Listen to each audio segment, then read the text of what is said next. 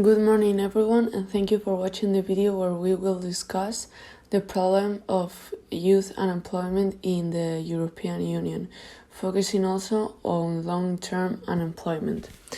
We will talk about the main points, a short summary of what the current youth unemployment situation is, a context of where the situation can come from, several explanations about the data retrieved, and some conclusions that we will draw at the end.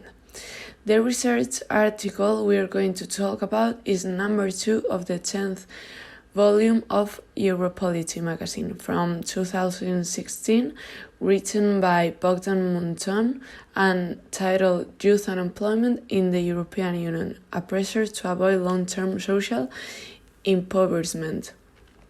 What is the current situation of European youth? Is the same in all countries, or are there variations from one part of the continent to another? Can we define an exact variable that explains the reasons for these situations, or can we say that is due to many reasons?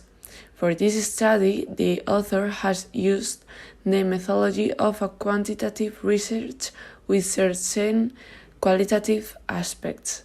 Given that through statistical data, he gives us explanations about qualitative aspects.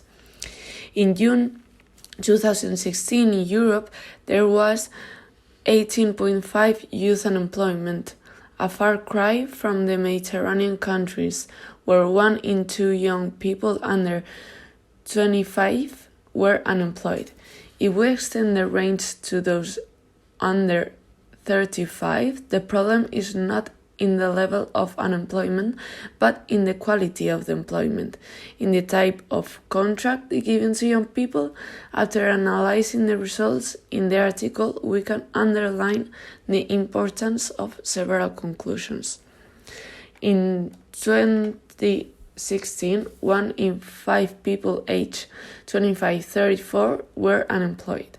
This variable is much higher in Southern European countries, with Spain and Greece standing out.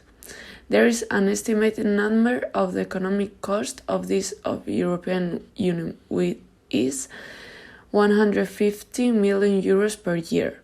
The strategy that can be save this situation is the Keynesian model that promotes investment from central banks and the public sector to the private sector, favoring consumption. The young population is the most exposed to losing their jobs and not getting a new one, at least in a relatively short period of time. Europe 2020 is a strategy that can have a positive impact on youth unemployment rates across the continent. The European Central Bank is an institution committed to youth employment. How can this study help development of the Fundación Universidad Empresa? The main objective of the FUE is to support young talent and give people who have just finished their study the opportunity to deserve, always seeking to improve the situation and their insertion in the labor market. This is why I think it's essential to know the situation of what kind of problems they have and what are the possible solutions in order to be able to give a better response to the needs. It is very important to know how to start from a meaningful starting point so that our objectives are met as effectively as possible. So I think that knowing the situation of the young people will help a lot in the development of the programs by the Fundación.